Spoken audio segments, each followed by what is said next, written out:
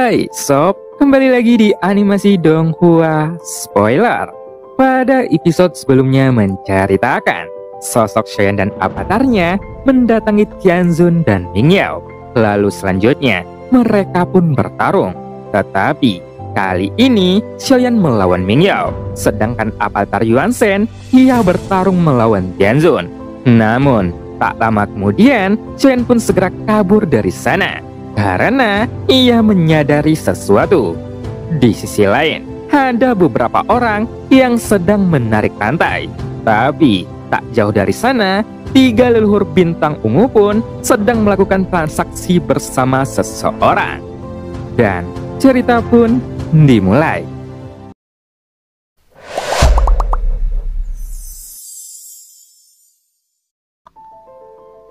Tanpa menunggu lama, Shen pun berhasil mengendalikan hampir seluruh tubuh utusan abadi itu, sehingga membuat sosok yang terakhir pun meminta ampun, dan wajahnya terlihat sudah babak belur. Namun, di sisi lain, Goyan yang menyadari bahwa ada pergerakan dari Shoyan, ia juga mulai merasa senang. Tapi, sebelum Shoyan benar-benar berhasil mendapatkannya, dia akan terus berpura-pura mati. Kamu telah mencari cara sendiri untuk bertahan hidup selama ini, dan sekarang yang tersisa bagimu hanyalah kematian, ucap Shoyan dengan tegas. Lalu segera mata utusan iblis abadi itu pun berkedap-kedip, dan ekspresinya bahkan lebih tidak menentu. Namun ia tidak meminta bantuan kepada sosok yang menyeret cahaya di depannya, karena tampaknya sosok-sosok tersebut juga tidak memiliki niat sedikit pun untuk membantunya. Maafkan aku sudah bertindak salah. Aku akan membiarkan senior keluar sekarang. Selama senior memberiku kesempatan untuk bertahan hidup, aku bersedia menjadi bawahan senior, ucap utusan iblis abadi itu sambil berteriak dengan keras ketika dia merasakan jiwanya diperas keluar dari tubuhnya oleh sosok jiwa lain. Kini, kendali atas tubuhnya semakin berkurang. Matanya penuh kepanikan dan wajahnya semakin tidak karuan. Pada saat ini, dia tidak tahu harus berbuat apa, karena dia sudah berusaha sekuat tenaga untuk melawan. Akan tetapi, perlawanan itu sepertinya tidak dapat dihentikan, karena ada jiwa yang lebih kuat yang terus-menerus menempati tubuh utusan iblis abadi itu. Sementara itu, begitu kata-kata Shoyan keluar, si Goyan yang tidak bergerak di kompas dan berpura-pura mati pun, dia tiba-tiba membuka mata biru besarnya dan memandang utusan iblis abadi itu dengan amarah dan juga kebingungan. Tuan, kamu akhirnya bergerak dengan mengandalkan teknik merebut tubuh. Lihatlah orang bodoh itu, dia benar-benar melawanmu, ucap si Goyan sambil berbalik dan melayang di udara. Dia menatap dengan marah kepada utusan iblis abadi yang sudah gelisah. Akan tetapi, setelah beberapa saat, utusan iblis abadi itu menjadi benar-benar diam. Si Goyan pun dengan hati-hati terbang ke samping dan menatap sosok yang duduk bersila di langit.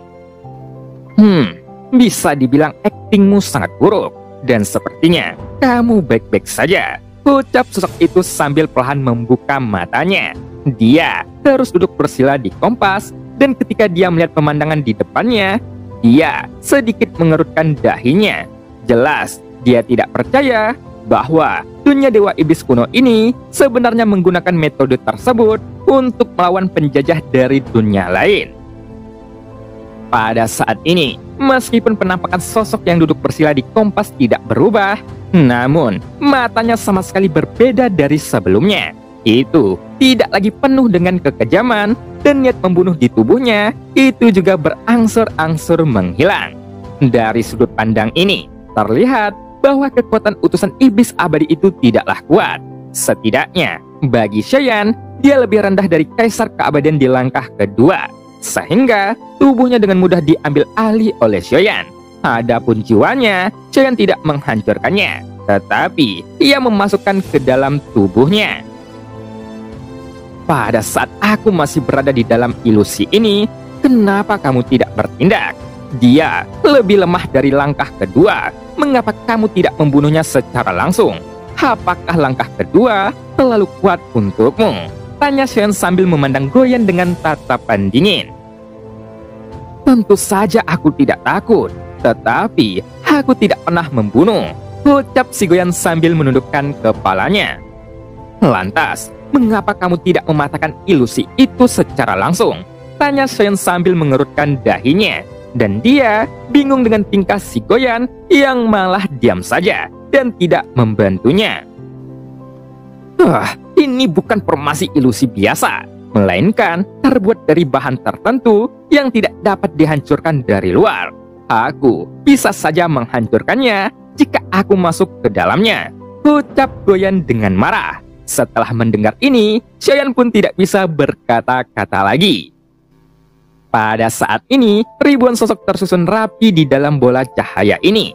Semuanya berdiri tegak di dalam sana, seperti adegan di mana Xiaoyan terbangun di dalam ilusi. Namun, ia dapat memastikan bahwa ini bukan lagi ilusi, melainkan dunia nyata. Lalu, Xiaoyan yang di dalam bola cahaya pun juga sudah membuka matanya, dan dia langsung melihat sekeliling, seolah-olah ia sedang mencari sesuatu. Kemudian, di dalam pencariannya, Xiaoyan menemukan dua wajah yang dikenalnya, yaitu dua Raja Jiwa Tianzun dan Mingyao. Mereka masih menutup mata mereka rapat-rapat, dan sepertinya tidak ada menunjukkan tanda-tanda akan terbangun. Lalu detik berikutnya, jejak tangan sosok di atas kompas pun berubah dalam sekejap, dan retakan pun segera terbuka pada bola cahaya. Xiaoyan sendiri langsung terbang keluar ketika celah muncul. Dia tidak berniat membangunkan orang-orang di bola cahaya itu sekarang. Baginya, melepaskan semua orang tidak akan ada gunanya. Setelah itu, Xiaoyan pun datang ke kompas, dan terlihat bahwa semua orang masih menyeret bola cahaya itu ke depan, tanpa tahu kemana tujuan mereka. Sebelumnya, tubuh utusan iblis abadi itu sudah berhasil direbut oleh Xiaoyan. Jadi, pada saat ini, dengan gerakan pikirannya, Xiaoyan memaksa jiwa utusan itu keluar dari tubuhnya, dan jiwa tersebut pun segera melarikan diri. Namun, di sekitaran Xiaoyan sekarang dikelilingi oleh api, dan tidak mungkin bagi jiwa manapun untuk melewati kekuatan api Xiaoyan yang jelas-jelas sangat kuat. Silahkan keluar, dan cobalah jika kamu bisa melakukannya, ucap Xiaoyan sambil berteriak dengan suara yang dalam.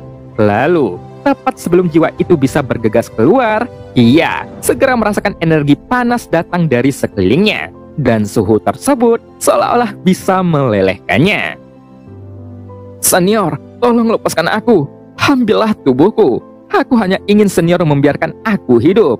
Aku masih punya junior dan keluarga kecil yang masih perlu aku jaga. Jadi, aku mempercayakan tubuh itu kepadamu, ucap jiwa leluhur itu sambil menangis haru. Tunggu sebentar, aku punya perintah untukmu. Aku ingin kamu melaporkan semua situasi terkini di dunia Dewa Iblis kuno. Jika ada kebohongan sedikit saja, aku akan mengirimkan jiwamu ke neraka secara langsung. Kamu tahu hasilnya akan seperti apa? Ucap Xiaoyan sambil memandang jiwa itu dengan acuh tak acuh.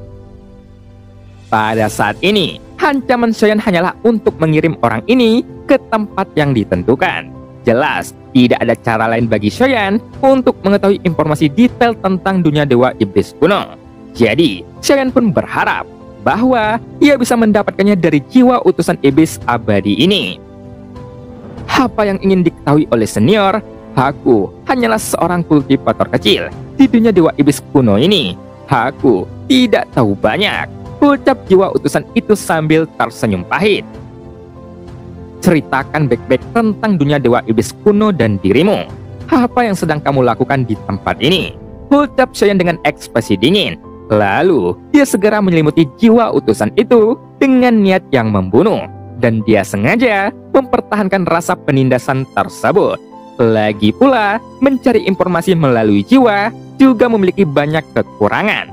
Sebenarnya, sangat merepotkan untuk menemukan ingatan yang diperlukan, karena ingatan dunia itu memang sangatlah rumit. Dewa Iblis kuno ini sekarang memiliki serangan gelombang besar dari orang-orang kuat. Itu merupakan ancaman besar bagi dunia ini. dan semua orang kuat dari dunia ini bersatu untuk menekan gangguan ini. Karena jika tidak, dunia Dewa Iblis kuno akan menghadapi kekhawatiran terhadap perang. Lalu, pada akhirnya akan runtuh sepenuhnya, serta menghilang seperti hamparan luas. Ucap utusan iblis abadi itu dengan serius. Kalau begitu, mengapa tidak menyelesaikan masalah dari sumbernya? Tanya Xiaoyan. Kekuatanku belum sampai pada tingkat pengetahuan. Kami hanya mematuhi aturan yang dibuat oleh orang di level tertinggi dan mengarahkan para penyusup ke dalam ilusi. Kemudian mengirim mereka ke dunia Dewa Iblis kuno untuk mengekang mereka sepenuhnya. Ucap utusan itu dengan perlahan. Segera setelah mendengar ini, Xiaoyan pun melirik jiwa di depannya dan melirik tubuh yang baru saja dia tangkap. Namun, Xiaoyan sadar bahwa kualifikasinya sangat buruk dan itu tidak memenuhi persyaratan untuk menjadi tubuh avatar milik Xiaoyan. Akan tetapi, jika tidak demikian, Xiaoyan pasti akan terjebak di dalam ilusi itu. Senior, aku tidak mengucapkan sepatah kata apapun kebohongan. Jadi, apakah senior bisa meninggalkan diriku bersama tubuh itu? Ucap utusan iblis abadi itu sambil memandang Xiaoyan dengan sikap memohon dan menangkupkan kedua tangannya. Akan tetapi, Xiaoyan tiba-tiba membuka mulutnya dan menelan kembali jiwa utusan iblis abadi itu ke dalam tubuhnya. Tampaknya, Xiaoyan masih belum yakin dengan semua yang dikatakan oleh utusan itu. Dia khawatir jika jiwanya dilepaskan begitu saja, itu akan membangkitkan kewaspadaan pihak dunia Dewa Iblis kuno di luar sana. Jadi, lebih baik ia menyimpan jiwanya sekarang baik-baik. Lagi pula, Xiaoyan masih bisa menanyakan beberapa hal kepada jiwa ini. Sekarang, aku memiliki tubuh utusan dari dunia Dewa Iblis abadi. Jadi, aku mungkin dapat menggunakannya sebagai sebuah trik untuk memasuki kedalaman dunia Dewa Iblis kuno dan mencari tahu apa yang terjadi tentang rencana mereka, lalu menjebak banyak orang kuat ke dalam sebuah ilusi. Gumam Xiaoyan di dalam hatinya. Ngomong-ngomong, dunia Dewa Iblis kuno ini juga memiliki beberapa latar belakang yang kuat dan dapat mengendalikan begitu banyak orang kuat. Orang ini mungkin adalah kekuatan tertinggi di dunia Dewa Iblis kuno. Gumam Xiaoyan yang tampak terus berpikir. Lalu segera ada sebuah keputusan yang telah ia buat. Namun, Xiaoyan berencana untuk kembali ke Bintang Ungu untuk mengurus beberapa hal. Ketika dia mendengar petunjuk tentang token iblis abadi, dia ragu-ragu sejenak. Dia dengan hati-hati berjalan di sepanjang jalan. Tetapi, dia tidak menyangka bahwa dia pada akhirnya akan jatuh ke dalam perangkap yang dirancang oleh dunia Dewa Iblis kuno. Sangat tidak disangka-sangka bahwa dunia Dewa Iblis kuno ini dapat menyebabkan perhatian untuk Xiaoyan. Hal ini juga menunjukkan bahwa banyak orang kuat yang telah memasuki dunia Dewa Iblis kuno untuk mencari token iblis abadi. Namun, kini Xiaoyan meragukan keberadaan token iblis abadi itu. Apakah benda itu benar-benar ada? Apakah reruntuhan kuno yang disebutkan oleh ketiga leluhur itu ada? Atau semua ini hanyalah godaan semata yang dibuat oleh dunia Dewa Iblis kuno untuk menarik perhatian banyak orang? Sungguh bodoh, orang-orang kuat ini mengambil umpan begitu saja. Padahal semua itu hanyalah jebakan. Tujuan mereka sebenarnya hanya memberi dunia Dewa Iblis kuno ini lebih banyak waktu untuk memperbaiki hambatan dunianya. Gumam Xiaoyan di dalam hatinya. Pada saat ini, Xiaoyan merasa bahwa kekuatan dunia Dewa Iblis kuno ini berada jauh di luar imajinasinya. Untuk mengetahui kebenarannya, sepertinya dia harus pergi ke kedalaman dunia Dewa Iblis kuno. Namun, pergi ke tempat seperti itu juga akan sangat membahayakan bagi Xiaoyan. Oleh karena itu, Xiaoyan harus mencari cara lain. Selain tubuh utusan iblis abadi, dia juga perlu mengandalkan tubuh avatar lainnya, yaitu tubuh leluhur iblis abadi ke-12. Jadi, Xiaoyan harus mencoba untuk memulihkan kekuatan dari tubuh leluhur iblis abadi sebanyak mungkin. Dan pastinya, tubuh itu tidak mungkin pulih dalam waktu yang singkat ini. Tapi, sebelum itu, Xiaoyan harus membalaskan dendam pada penghuni Bintang Ungu. Namun, pergerakannya tidak terlalu cepat saat ini, dan jarak ke bintang ungu juga tidaklah jauh. Dengan kecepatan gunturnya, Xiaoyan dapat mencapai bintang tersebut dalam sekejap mata. Xin pun berpindah di suatu tempat. Kali ini, terima kasih kepada saudara Jin. Kami juga diberikan hadiah oleh utusan iblis abadi itu. Dikatakan bahwa setelah menelan pil ini, kita bisa mendapatkan keberuntungan dalam kekuatan keabadian. Ucap Pan Pengxiang yang dengan hati-hati memandangi wajah Wan Tua sambil memegang pil di tangannya. Dan wajahnya menunjukkan ekspresi yang sangat bahagia. Padahal, aku khawatir aku tidak dapat mengharapkan ini. Ketika dia memasuki bintang Super Han Guan, semuanya sudah direncanakan oleh kita. Jika semua orang kuat seperti dia ditangkap oleh utusan iblis abadi itu, aku sangat yakin mereka pada akhirnya akan menjadi sekutu dunia dewa iblis kuno. Ucap Pan Pengxiang kembali. Setelah perang pecah, mereka akan menjadi boneka dari peninggalan dunia dewa iblis kuno dan dijadikan umpan meriam pada gelombang pertama. Ucap Wan Tua sambil menyeringai. Tampaknya bagi mereka, menyingkirkan Xiaoyan sudah membuat mereka seperti menjadi salah satu pahlawan yang dapat membantu dunianya. Sementara kedua leluhur itu sedang berbahagia, Jin Lidong sendiri tampak tidak senang atau sedih dan tidak banyak ekspresi di wajahnya. Sekarang mereka sudah dekat dengan bintang ungu dan akan segera dapat kembali ke tempat mereka sendiri. Terima kasih kepada saudara-saudaraku. Kita akan terus bekerja sama secara diam-diam. Karena semua ini sudah selesai, lebih baik mencari tempat di mana kita bertiga bisa minum dan berlatih perlahan. Jika terlalu fokus pada tugas, itu akan sangat membosankan. Ucap Pan Pengxiang yang tampak sangat bersemangat. Jelas, yang membuat dirinya bahagia bukan karena mendapatkan imbalan, melainkan rasa bangga dari lubuk hatinya. Saudara Jin selalu mengeluarkan biaya untuk minum. Aku juga menginginkan hal tersebut. Tapi, saudara Pan, saat ini situasi di dunia dewa iblis kuno semakin rumit. Sebagai leluhur dari klan masing-masing, kita tetap harus berhati-hati. Ucap Wan Tua sambil tersenyum. Dan dia tidak ingin mengecewakan Pan Pengxiang. Dia selalu bersikap tenang dan berpenampilan ceria. Diperkirakan, semua orang merasa bahwa Wan Tua dan Pan Pengxiang selalu menghormati Jin Lidong. Lagi pula, Jin Lidong adalah orang yang kuat di antara mereka. Meskipun mereka dianggap bersaudara, nyatanya Jin Lidong adalah pemimpinnya, dan sanjungan terhadap diri sebelumnya itu terdengar sangat menjijikan. Oh, aku juga mendengar bahwa jika seseorang tertangkap oleh pasukan iblis abadi, dia pasti akan diracuni, dan dia harus meminum penawarnya secara teratur. Akan tetapi, ratusan segel akan ditanam di seluruh tubuhnya. Lalu, jika ia menolak menerima semua perintah dari atasan, dia akan mati mendadak. Ucapan Pengxiang dengan perlahan. Saat ini, aku merasa sangat senang. Orang ini mungkin akan disiksa seperti itu. Sungguh, ketika memikirkan hal ini, aku merasa sedikit lebih baik. Ucapan Pengxiang sambil tertawa dan terus berbicara di atas kompas.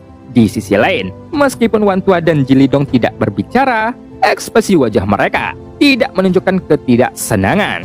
Bagaimanapun juga, hal semacam ini sangat memuaskan bagi mereka yang telah ditekan oleh Xiaoyan sebelumnya. Mereka tentu saja berharap bahwa kehidupannya akan lebih buruk daripada kematian. Akhir-akhir ini, aku terlalu banyak berpikir.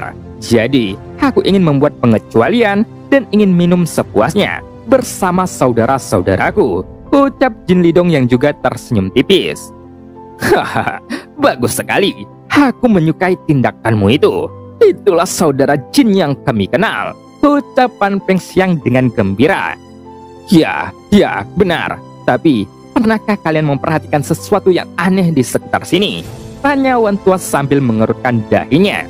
Lalu, Pan Pengxiang pun segera melihat sekeliling. Namun, sosoknya pun langsung tenang. Dan dia masih bisa membedakan prioritasnya. Sebelumnya, aku mendengar dengungan pelan yang sepertinya jaraknya agak jauh. Itu terdengar seperti Guntur, ucap Wan Tua dengan perlahan. Sambil dia berbicara, suara Guntur itu pun rupanya menjadi semakin jelas. Detik berikutnya, Pan Pengsiang dan Jin Lidong pun melirik ke arah kehampaan. Jin Lidong sendiri menduga bahwa itu mungkin adalah orang kuat yang sedang melewati kehampaan. Akan tetapi, Pan Pengsiang segera membantahnya. Semua tikus penyusup yang berasal dari dunia luar telah dimusnahkan oleh pasukan dunia Dewa Iblis kuno. Jadi, tidak perlu khawatir, ucap Pan Pengsiang sambil melambaikan tangannya. Namun, saat suara dengungan Guntur itu semakin sering terdengar, alis Jin Lidong pun berangsur-angsur mengerut. Kenapa suara itu begitu familiar bagiku? Gumam Jin Lidong. Lalu, pada saat berikutnya, mata Jin Lidong pun tiba-tiba melebar, dan pupil matanya langsung menyusut menjadi sebesar ujung jarum. Bahkan, pada saat ini, rambut di seluruh tubuh Jin Lidong pun terasa seperti membeku, seolah-olah ada lebih banyak semut merayap di atas kepalanya dan terus menggigitnya. Hei, saudara Jin, ada apa denganmu? Jangan bilang kamu melupakan sesuatu yang penting di sana, tanya Pan Pengsiang dengan bingung. Sedangkan sosok Wan Tua dan Jin Lidong sama-sama memiliki wajah pucat. Aku ingat suara Guntur ini. Ketika orang itu menginjakkan telapak kakinya dan menghilang dalam sekejap, akan terjadi guntur yang menggelegar. Meskipun suara guntur ini menderu, namun itu juga berbeda, ucap Wan Tua, yang sosoknya ini sepertinya juga membeku di tempat. Dalam ingatanku, sangat mustahil baginya menciptakan guntur itu untuk dapat melangkah keluar. Jika demikian, dia tidak mungkin bisa pergi dari utusan iblis abadi. Bahkan, jika dia bangun, dia tidak akan bisa lepas dari bola cahaya tersebut, ucap Pan Pengsiang sambil tersenyum. Akan tetapi, dia mengira mereka berdua bercanda. Sampai ketika guntur di kejauhan menjadi semakin keras, itu artinya orang yang menginjak guntur itu memang sudah semakin dekat. Dan cerita pun berakhir. Sampai jumpa.